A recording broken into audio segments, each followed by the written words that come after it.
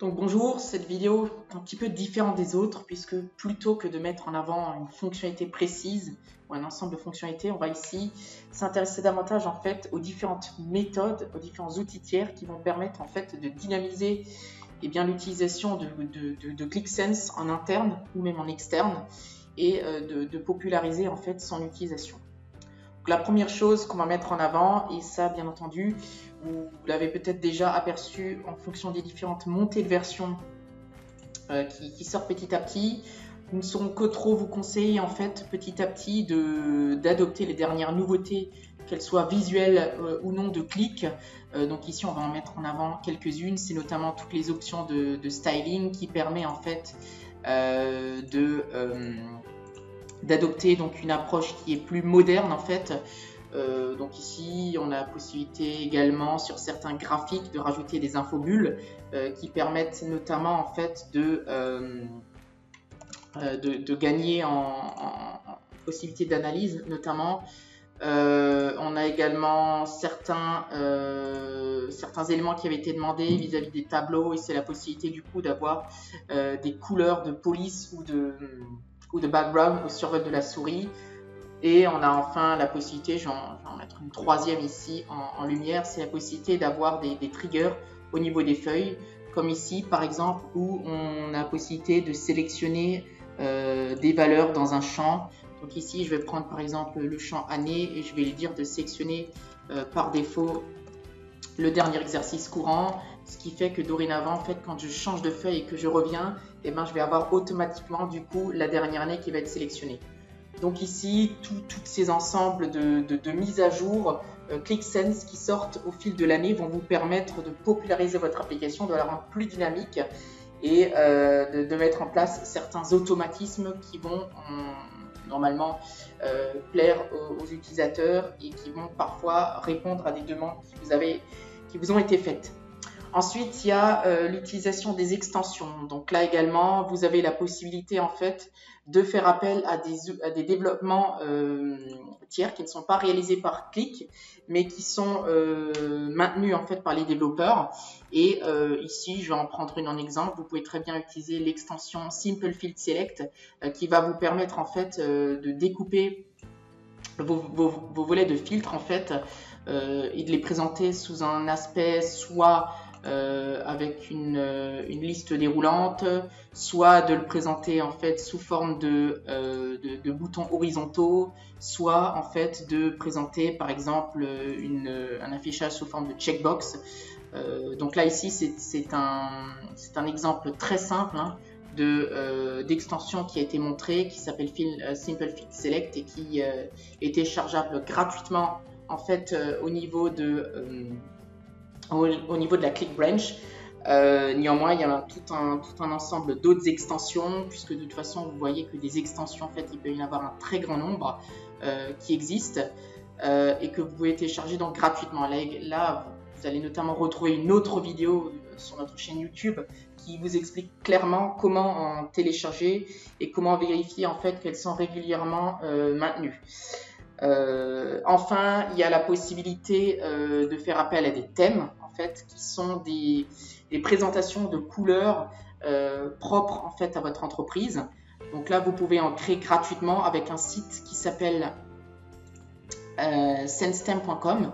Donc soit vous partez en fait de thèmes qui sont préenregistrés et sur lesquels vous allez appliquer une surcouche pour ensuite les modifier et les réimporter dans votre QMC pour les utiliser en fait dans vos applications.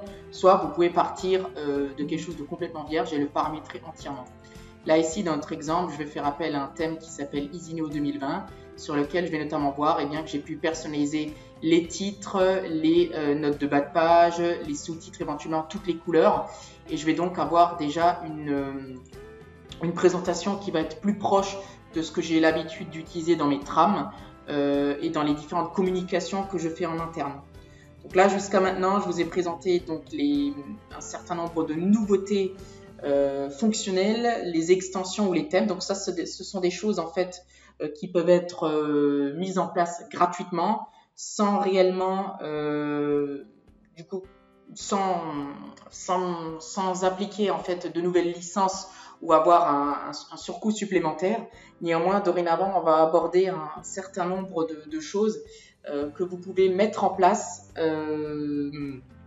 dans votre application ClickSense. Donc, ce sont des outils tiers qui sont directement connectés à Click, mais qui sont complètement indépendants les uns des autres. Ainsi, c'est pas parce qu'on va parler en fait de notre graphe vous ne pouvez pas avoir à la fois du click alerting ou de la mise en place de write.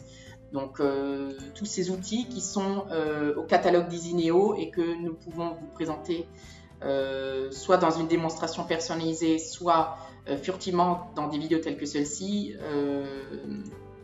vous pouvez très bien du coup revenir vers nous à ce sujet. Donc la première chose ici, on a utilisé une cartographie qui est construite avec un outil tiers qui s'appelle Click GeoAnalytics.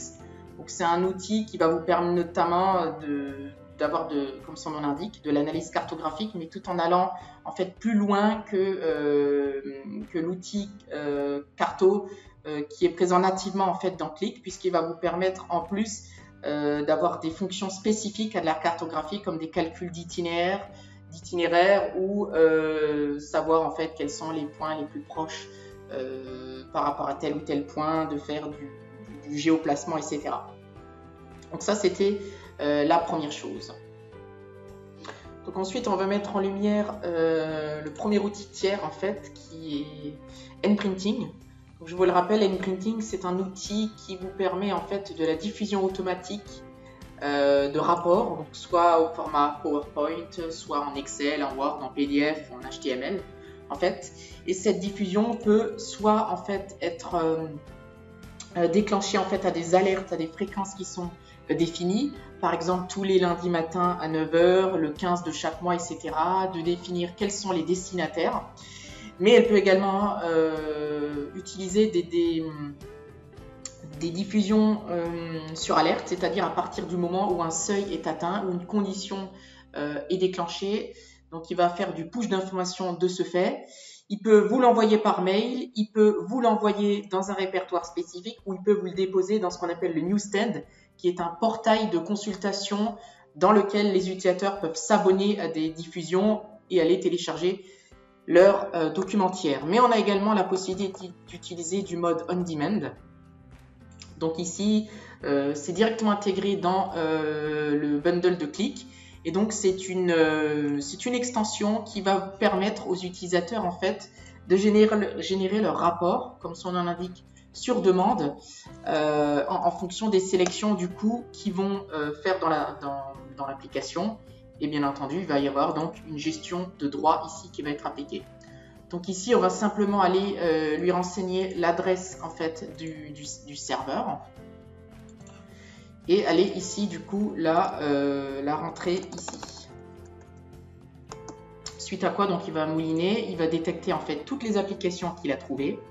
Donc ici, on va lui sélectionner les bons paramétrages. Bien entendu, il faut avoir faire auparavant du coup la configuration dans votre console web nPrinting. Et du coup, à partir du moment où c'est en place, eh bien, dorénavant, les utilisateurs vont pouvoir avoir un bouton sur lequel ils vont exécuter des rapports qui vont tourner et qui vont du coup leur générer les différents rapports. Donc ici, c'est un rapport simple, c'est une analyse de l'activité de mes commerciaux qui est au format PDF. Mais je pourrais très bien changer le format de sortie, récupérer des trames basées sur des templates, mettre en place des choses plus évoluées en fonction de tri prédéfinis, etc. Donc une fois votre rapport généré, vous allez pouvoir le télécharger en fait et l'enregistrer. Donc ici c'est une archive. Pourquoi? Parce que j'ai défini qu'il y avait un cycle, c'est-à-dire qu'il va me générer en fait un rapport par commercial. Donc si je prends le premier, André Rollin, je lui demande d'ouvrir. En fait, donc ici, c'est moi qui ai configuré la page de garde telle qu'elle. C'est moi, en fait, qui ai positionné les éléments tels quels. Et c'est moi, ensuite, qui ai défini qu'ici, je voulais un tableau. Donc ici, j'ai toutes les commandes passées par André Rollin. Mais si je prends Charles Bonte, donc cette fois-ci, j'ai évidemment ses chiffres à lui avec ses commandes à lui. Et ici, j'aurais très bien pu dire qu'en plus de la réception par PDF avec un découpage par commercial, je l'envoie donc dans le répertoire propre à chacun des commerciaux et je le mets à disposition dans le newsstand pour qu'ils aillent le télécharger.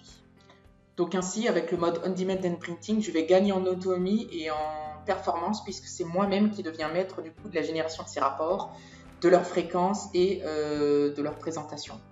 J'ai également la possibilité de monitorer en fait les différentes données de mes applications grâce à l'intégration de Click Alerting, donc qui est un outil qui a été racheté par Click et qui dorénavant existe soit sous la forme d'une console web dans laquelle je vais pouvoir monitorer soit mes tâches de rechargement, soit mes données à proprement parler, soit il existe une application qui est directement intégrée ici sous forme d'extension et que je peux ici intégrer en fait. Donc ici, je vais juste aller lui donner en fait des paramétrages qui vont être les paramètres propres à mon serveur. Je vais ici lui indiquer le style sous lequel elle doit apparaître. Donc ici, je choisis son label, sa couleur, etc. Et je vais donc du coup pouvoir le déclencher ensuite comme le mode On Demand sur demande. C'est-à-dire qu'ici, je vais lui créer une alerte et je vais lui dire que je veux être informé en fait de toutes mes commandes qui sont supérieures en fait à 10 000 €. Donc ici, je lui donne un titre. Je vais passer à la partie d'après et du coup, je vais lui dire que je veux monitorer en fait le tableau en question, mais j'aurais très bien pu choisir un objet en fait d'une autre page en fait. Ce que je veux lui monitorer en fait, c'est leur taxe et je vais le découper par numéro de commande. Donc en fait, ça c'est le champ qui permet de driller et je peux éventuellement rajouter une deuxième mesure. Donc je rajoute la mesure et je peux très bien rajouter une deuxième en fait qui va être la quantité. Et en passant par la plateforme web, la console, je peux avoir des custom mesures.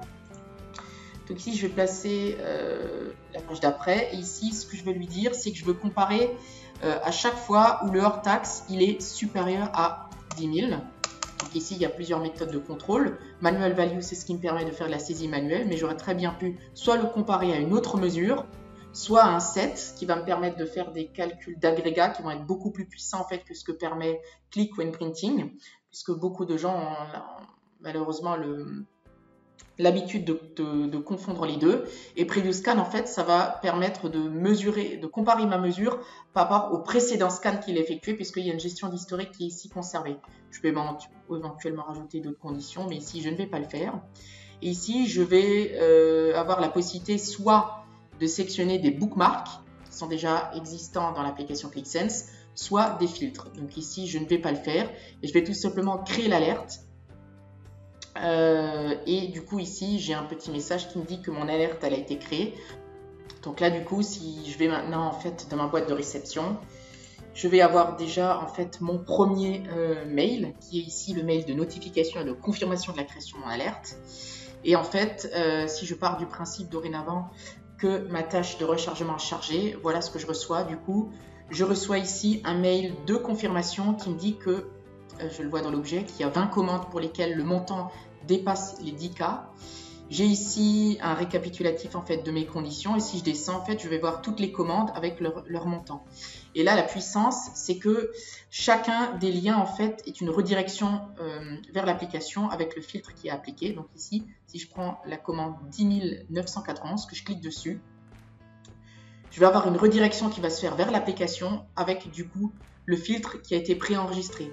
La puissance, c'est également le fait qu'il existe une application mobile, donc soit sur Android, soit sur iOS, et que je peux avoir en responsive design, bien sûr, des alertes qui sont également auto-paramétrées avec des redirections qui sont faites en fonction des sélections que je fais par mail. Donc jusqu'à maintenant, j'ai vu comment je pouvais faire pour améliorer le rendu de mon application, comment rendre mes utilisateurs autonomes quant au monitoring de leurs données et quant à la génération de leurs propres rapports, mais j'ai également la possibilité de les rendre autonomes quant à la saisie des données. C'est-à-dire que je ne suis plus cantonné en fait à l'intégration de fichiers plats externes qui se situent dans Excel ou dans des bases connexes, et je peux directement rendre disponible la saisie au sein de Click avec un outil qui s'appelle Write notamment. Donc ici, au niveau de mes objets personnalisés, dans les extensions, je vais pouvoir retrouver un certain nombre d'objets. Je vais ici prendre le plus simple, en l'occurrence, qui est Write Edit. Mais là également, hein, comme sur les autres outils que j'ai déjà présentés, il y a des webinaires plus complets en fait qui sont déjà présents sur notre chaîne YouTube et que je vous invite à consulter pour avoir plus d'infos. Donc ici, je vais prendre par exemple le commercial. Donc ici, il va me retrouver tous les commerciaux que j'ai dans ma base. Mais je vais également, alors ce message rouge pour l'instant est normal. Tout à l'heure, on l'enlèvera en effectuant le paramétrage vers le serveur qui héberge Write. Et je vais également donc rendre disponible un certain nombre de champs à la saisie. Donc ici, notamment, c'est l'objectif, puisque je vais ici laisser mon directeur commercial saisir les objectifs qu'il alloue en fait à chacun des commerciaux pour pouvoir ensuite, par la suite, les comparer au chiffre d'affaires qu'il a réalisé. Donc ici, on va prendre la somme de l'objectif. Donc je vais juste le renommer en objectif. Et je vais dire ici que donc c'est un nombre qui est sans décimale et que du coup, je rends éditable, donc soit sous forme de liste déroulante, de pop-up ou, comme ici je le choisis, de texte libre. Donc encore une fois, je dis juste que c'est un nombre sans décimale. Voilà, et du coup, dorénavant, alors, juste encore passer par là en indiquant quel est du coup le paramètre du serveur. On va aller ici le renseigner. Voilà, je vais pouvoir du coup faire la connexion avec ce qu'on appelle un endpoint, c'est-à-dire que c'est un paramétrage qui est préétabli dans lequel je me suis connecté à une base de données dédiée que j'ai configurée dans une console web.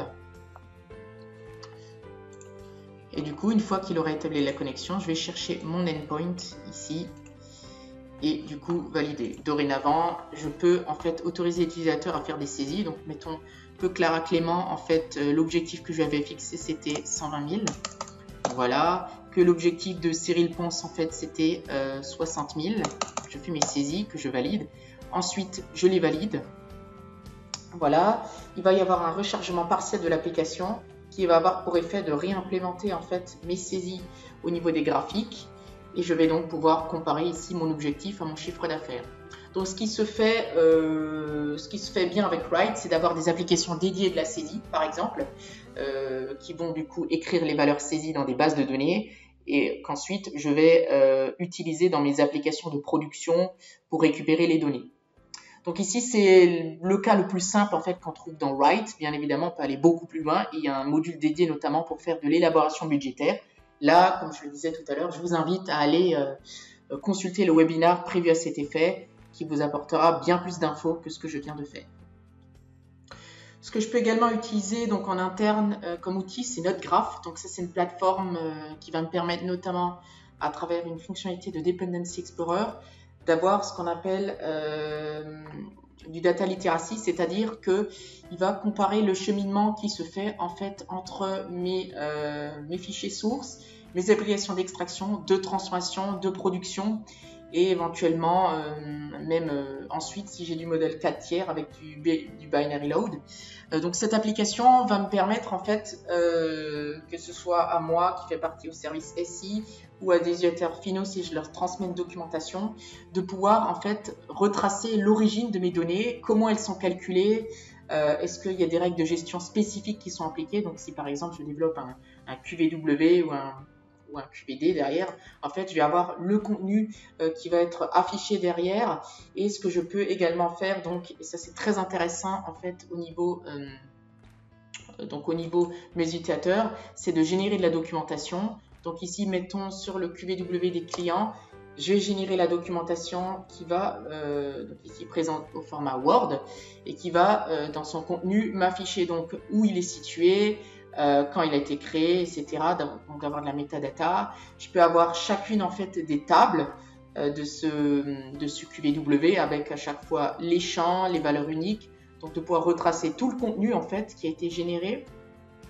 Je peux voir quels sont les fichiers qui ont été utilisés. Donc ici, quels sont les QVD qui sont alimentés au niveau du Data Load Editor, les data sources qui sont utilisées et évidemment, et c'est ça l'intérêt, c'est de voir quelles sont les méthodes de calcul et les syntaxes au niveau du script qui ont été appliquées que je peux ensuite entièrement exploiter et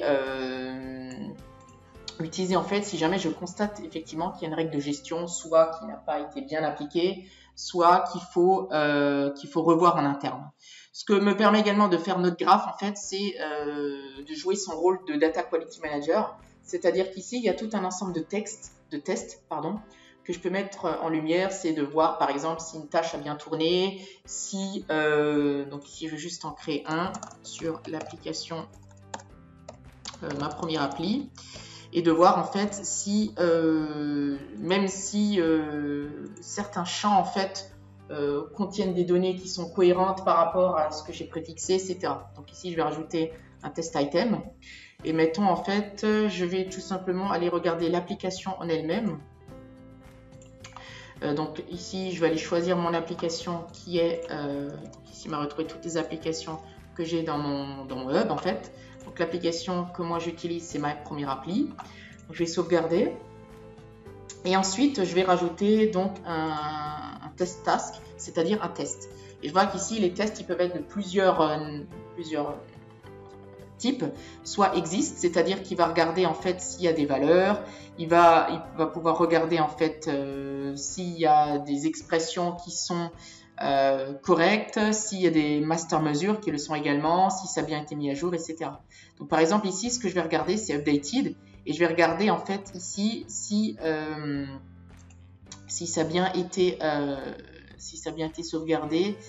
Ce que je peux également faire, c'est par exemple de regarder du coup des expressions, comme je le disais. Exist va me permettre de voir en fait si j'ai bien en fait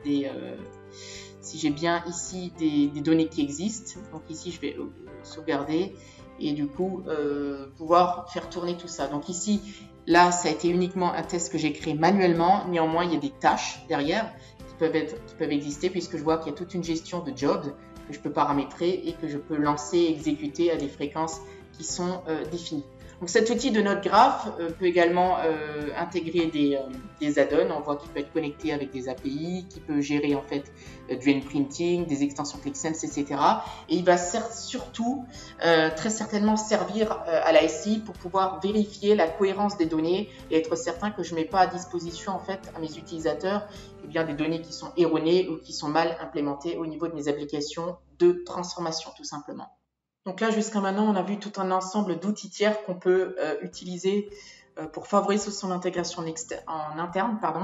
Mais il y a également au sein du DevHub, donc qui est l'outil orienté développeur dans lequel j'ai notamment trouvé le ClickView Converter, c'est-à-dire l'outil ici qui va me permettre de convertir des applications ClickView dans un format ClickSense.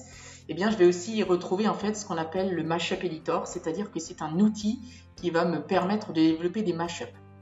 Donc, qu'est-ce qu'un mashup? En fait, c'est tout simplement un éditeur de HTML qui va faire appel également à des fonctionnalités CSS et JavaScript pour que je puisse intégrer en fait des documents ClickSense sur une page web.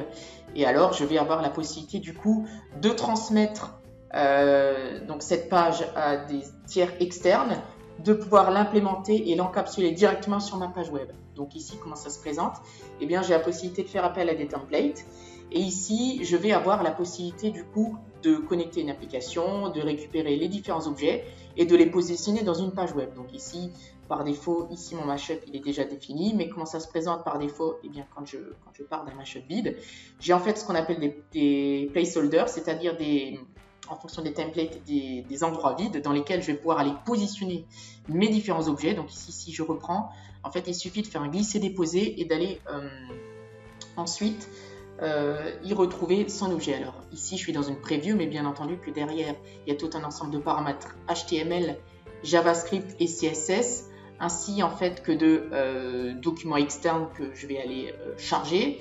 Et ensuite, je vais faire varier le tout pour que, une fois en visualisation, et bien derrière, je puisse avoir donc ma présentation qui va être propre à une interface que j'aurai entièrement préparamétrée et faire appel donc aux dernières technologies du web ici. Bien entendu, je peux toujours avoir les filtres pour pouvoir aller en fait les utiliser. Donc, mettons, je vais travailler que sur un mois, que sur une année. Ici, j'ai mis deux filtres simples, l'année et le mois, mais je pourrais avoir bien évidemment n'importe quel champ qui se trouve dans mon application ClickSense. Et ensuite, du coup, lui a appliqué la surcouche que j'aurais définie, et bien tout simplement en fonction de mes besoins. Donc, bien évidemment. Après les mashups, souvent c'est un projet qui est bien à part, c'est un projet qui est ancré et qui est déjà déterminé par un réel besoin avec un cahier des charges, etc. Néanmoins, on peut avoir des choses très simples et créer des mashups basiques à partir de templates préexistants et mis à disposition par Qlik. Il suffit juste en fait d'aller faire varier donc les différents contenus que je vais retrouver donc dans mes prédispositions tout simplement. Voilà, nous venons donc de présenter les différentes fonctionnalités, les différents outils tiers de manière successive qui vont vous permettre du coup de dynamiser votre utilisation de Qlik Sense au sein de votre organisation. Donc ces différents outils constituent en fait ce qu'on appelle l'offre QDA de Qlik, QDA pour Qlik Data Analysis, et qui donc sont à la fois composés bien entendu de Qlik Sense et ou de QlikView, mais également donc de notre graph qui donc est la première brique qui va vous permettre dans votre cheminement de checker votre script, de générer de la documentation et d'effectuer un certain nombre de tests de cohérence dans les appelés de transformation.